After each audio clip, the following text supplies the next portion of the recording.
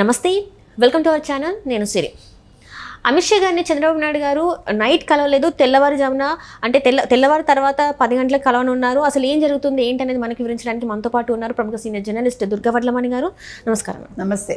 మనం ఇప్పుడు చూస్తుంటే అమిత్ షా గారిని చంద్రబాబు నాయుడు గారు అంటే నైట్ కలవకపోవడానికి కారణం ఏంటి అండ్ ఎందుకు తెల్లారి 10 o'clockకి కలుస్తున్నారు?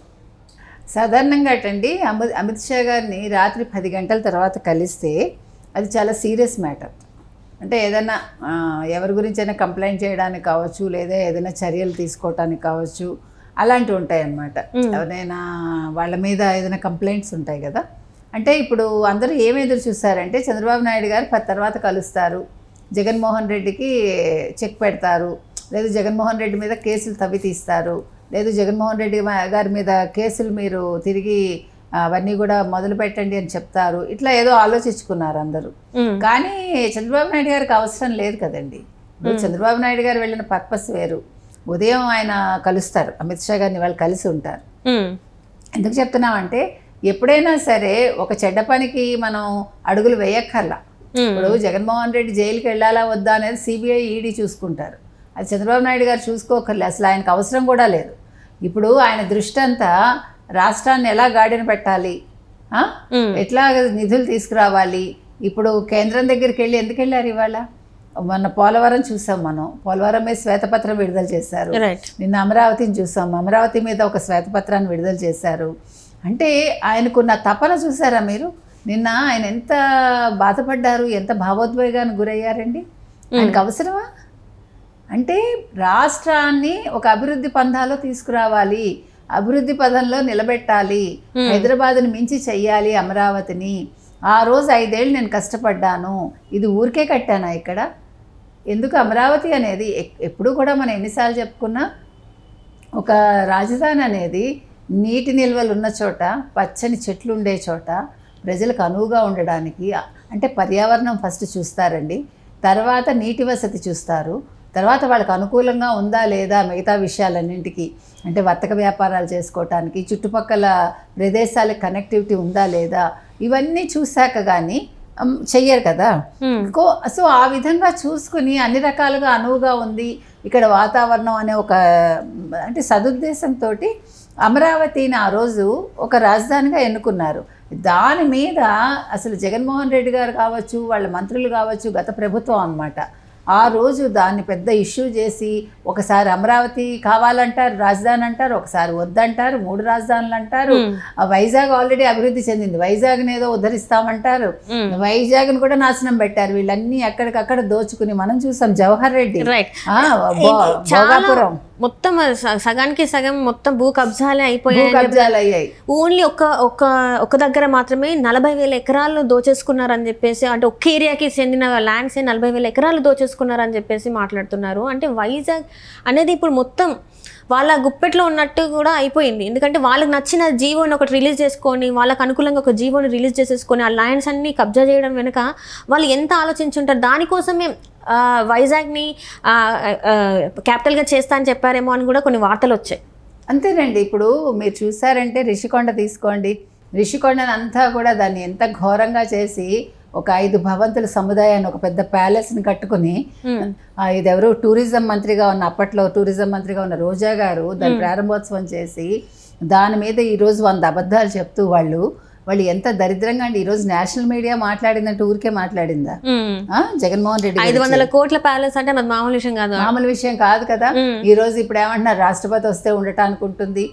ఎవరికి కావాలండి నీళ్ళు ఇవ్వు, మంచినీళ్ళు ఇవ్వలేదు నువ్వు, పిఠాపురంలో మంచినీళ్ళు లేవు అక్కడ. మరి మీరు పవన్ కళ్యాణ్ ఓడించడానికి కోట్లు గుమ్మరించారు కదా, మద్యం గుమ్మరించారు కదా. ఆ గుమ్మరించేదేదో మంచినీళ్ళు గుమ్మరించుంటే ప్రజల జీవితం బాగుండేది, తాగటానికి నీటి వసతి ఉండేది. వాళ్ళు అట్లనే ఇప్పుడు వైసీపీ కార్యాలయాలు కూడా 26 కార్యాలయాలు కట్టారని చెప్పేసి కట్టారు కదండి. అది ఎందుకు కట్టాల్సి వచ్చింది? అది కూడా ప్రభుత్వ సొమ్ముతోనే కట్టారు. అంటే దాన్ని కూడా తాకట్టు పెట్టేసి అప్పులు తెచ్చుకుందాం అనుకున్నాడేమో ఆయన తెలివితేటలు అలాగే ఉంటాయి కదా. ఇప్పుడు ఏదో అంటారు చూడండి, పిట్టను కొట్టా పొయ్యిలో పెట్టా అన్నట్టుగా తెల్లారి లేచామా, తాకట్టు పెట్టామా, డబ్బు తెచ్చుకున్నామా. ఈయన పరిస్థితి అలాగే కనిపిస్తుంది. మనం ఇప్పుడు పులివెందుల్లోనే ఎక్కడో మనం మళ్ళీ ఒక క్లబ్ హౌస్ విన్నాం, మనం చూసాం. అది కూడా ప్యాలెస్ లాగానే ఉంది. మరి అది ఎవరు అక్కడికి వెళ్ళి పేకాడుకుంటారా, తాగుతారా, తందనాలు ఆడతారా, మరి వాళ్ళకే తెలియాలి.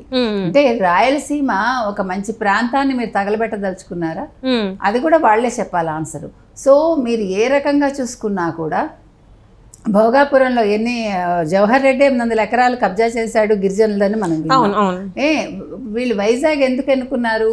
ఇక్కడికి వెళ్ళి సుబ్బారెడ్డి తర్వాత విజయసాయి రెడ్డి వాళ్ళు బొత్సాను కూడా పక్కన పెట్టేసి బొత్స అందుకనే ఈరోజు బయటకు వద్దాం అనుకుంటున్నాడు. అండ్ అలాగనే ఆ మాజీ మంత్రి ధర్మాన కూడా తన ఆస్తుల్ని కూడా కబ్జా చేశారు, కడప నుంచి వచ్చిన నాయకులు ఎవరో కబ్జా చేస్తే నేను ఊరుకోను అని చెప్పేసి అన్నాడు కదా. ధర్మాన కూడా తగ్గవాడే అందుకు. కాకపోతే ఏంటంటే వీళ్ళ పెత్తనాన్ని అక్కడ సాగించి వీళ్ళు అంటే వైజాగ్ మొత్తం వాళ్ళు గుప్పిట్లో పెట్టుకున్నారు. కానీ ఈ రోజు ఎప్పుడైతే బొత్స బయటకు వచ్చేస్తాడో వీళ్ళందరికీ కూడా జీవోలు ఎన్ని తెచ్చుకున్నా కూడా ఈరోజు ప్రభుత్వం క్యాన్సిల్ చేస్తుంది. కాబట్టి వీళ్ళకి కూడా బుద్ధి వస్తుందిలేండి.